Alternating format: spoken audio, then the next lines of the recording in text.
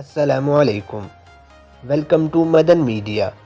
آپ سن رہے ہیں محمد مدنی کی آواز۔ آج کی اس ویڈیو میں آپ کو پاکستان کے صوبہ پنجاب کے دارالحکومت لاہور کا مختصر سا تعارف کرواؤں گا۔ لاہور پاکستان کا ایک مشہور شہر ہے۔ اس کے بارے میں جاننے کے لیے ویڈیو کو پوری دیکھیے گا۔ تو شروع کرتے ہیں اپنی آج کی ویڈیو۔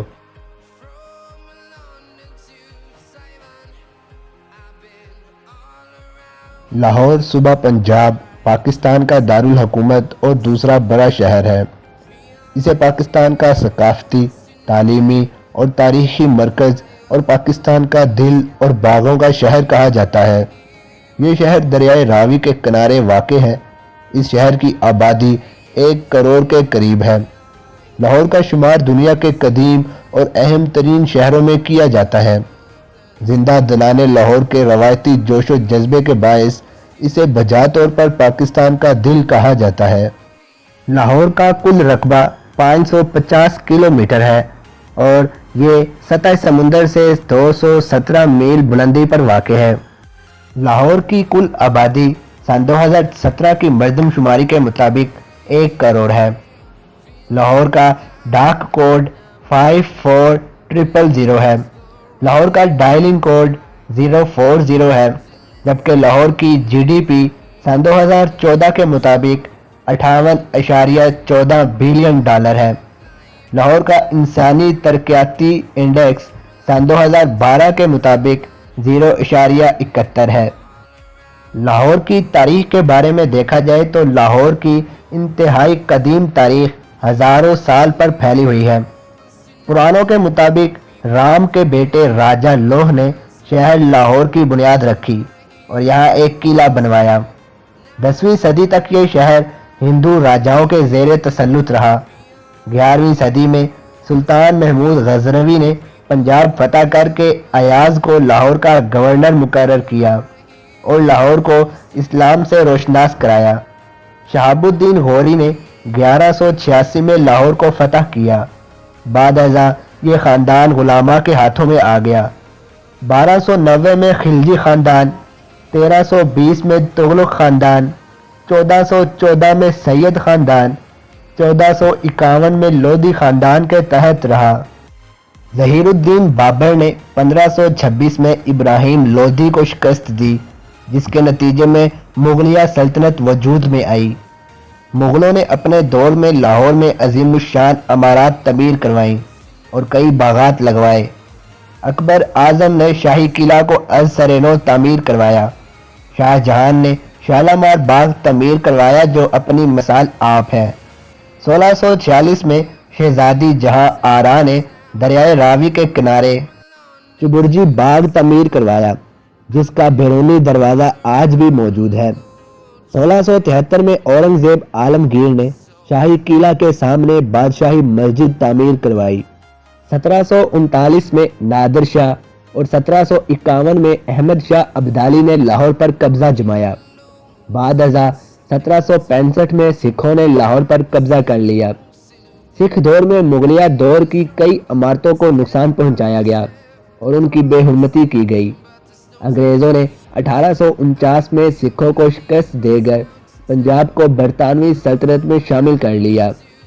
لاہور کو ایک منفرد اعزاز حاصل ہوا کہ 23 مارچ 1940 کو آل انڈیا مسلم لیگ نے قائد اعظم کے زیر صدارت قرارداد پاکستان منظور کی، جس کے نتیجے میں 14 اگست 1947 کو مسلمانوں کو اپنا الگ آزاد ملک پاکستان حاصل ہوا۔ فروری 1974 میں اس شہر نے دوسری اسلامی سربراہی کانفرنس کی میزبانی بھی کی۔ قدیم لاہور شاہی قلعہ کے ساتھ واقع ہے، جسے اندرون لاہور بھی کہا جاتا ہے۔ لاہور کے گرد ایک فصیل موجود تھی جس میں 13 دروازے تھے جو کہ سکھوں کے دور تک غروب آفتاب کے ساتھ بند کر دیے جاتے تھے۔ ان میں سے کچھ دروازے اب بھی موجود ہیں۔ 13 دروازوں کے نام باٹی دروازہ، لوہاری دروازہ، شاہ عالمی دروازہ، موچی دروازہ، اکبری دروازہ، یکی دروازہ، شیراں والا دروازہ، کشمیری دروازہ، مستی دروازہ، دلی دروازہ، روشنائی دروازہ، ٹکسالی دروازہ، اور موری دروازہ شامل ہیں۔ 20ویں صدی میں قدیم لاہور کے مضافات میں کئی جدید بستیوں کا اضافہ ہوا جو کہ اب بھی جاری ہے۔ یہ تو تھی لاہور کی تاریخ۔ اگر آپ بات کریں لاہور کے جغرافیہ کی تو لاہور کے قریب شہر امرتسر صرف 31 میل دور واقع ہے جو سکھوں کی مقدس ترین جگہ ہے۔ اس کے شمال اور مغرب میں ضلع شیخوپورہ، مشرق میں واہگہ اور جنوب میں ضلع قصور واقع ہیں۔ دریائے راوی لاہور کے شمال مغرب میں بہتا ہے۔ اگر بات کریں لاہور کے مذاہب کی تو ایک اندازے کے مطابق لاہور کی 94% آبادی کا تعلق اسلام سے ہے۔ اس کے علاوہ یہاں پر احمدی، پارسی، سکھ، ہندو اور عیسائی رہتے ہیں۔ یہاں پر اقلیتوں میں عیسائی سب سے زیادہ تعداد میں موجود ہیں۔ اگر اب بات کی جائے لاہور کی ٹرانسپورٹ کی تو لاہور پاکستان کے ان 2-3 شہروں میں شمار ہوتا ہے جہاں ٹرانسپورٹ کی سہولیات بآسانی میسر ہیں۔ کوئی بھی شخص 24 گھنٹے ٹرانسپورٹ کا انتظام آسانی سے کر سکتا ہے۔ لاہور میں نقل و حمل کے بیشتر ذریعے موجود ہیں جن میں بس، رکشہ اور ٹیکسی شامل ہیں۔ تقریباً 75% شہریوں کے متعلق کہا جاتا ہے کہ ان کے پاس اپنی گاڑیاں موجود ہیں۔ لاہور میں زیادہ تر سڑکوں کا مسئلہ بھی نہیں ہوتا اور ٹریفک کے لیے بھی انتظامات موجود ہیں۔ لاہور کی اہم سڑکوں کی بات کریں تو grand trunk road, M2 motorway اور لاہور رنگ روڈ کافی اہم ہیں۔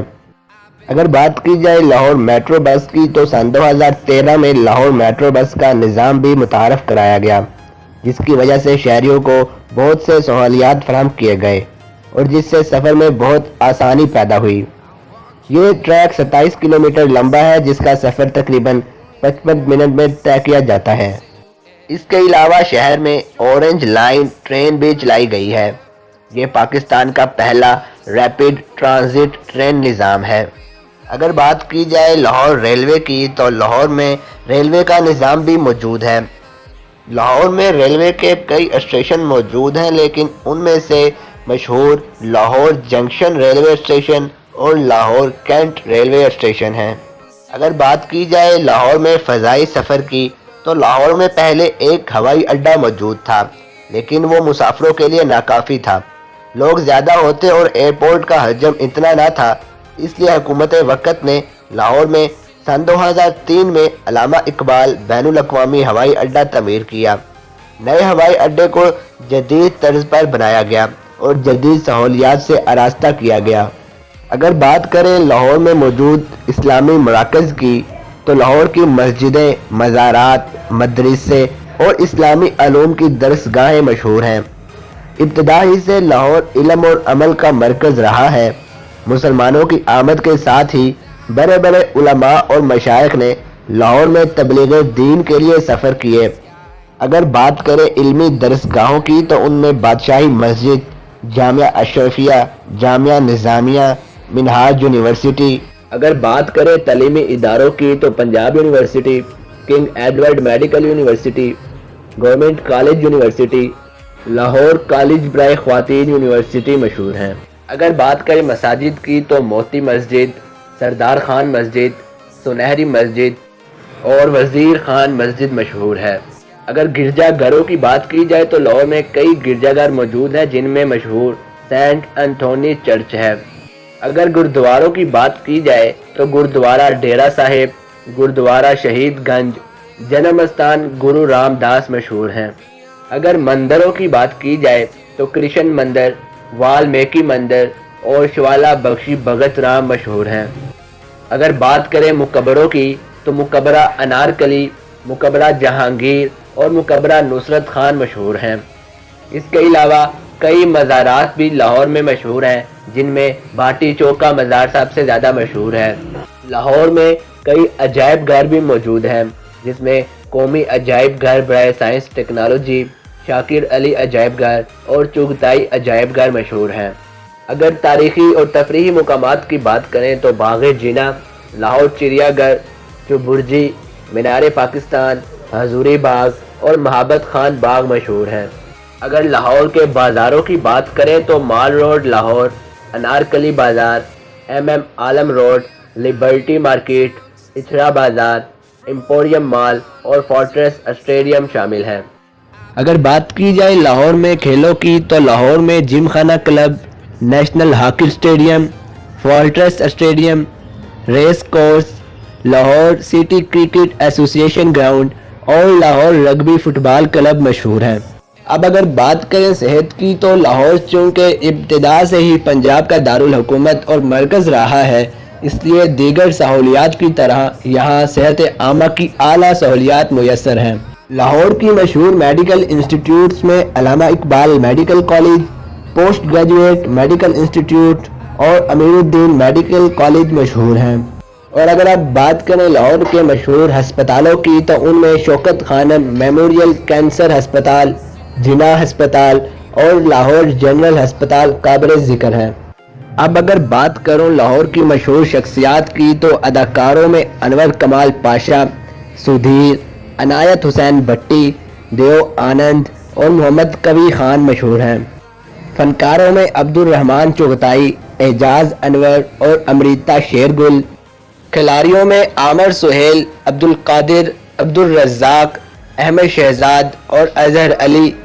صحافیوں میں آغا شورش کاشمیری، خوشون سنگھ اور حامد میر۔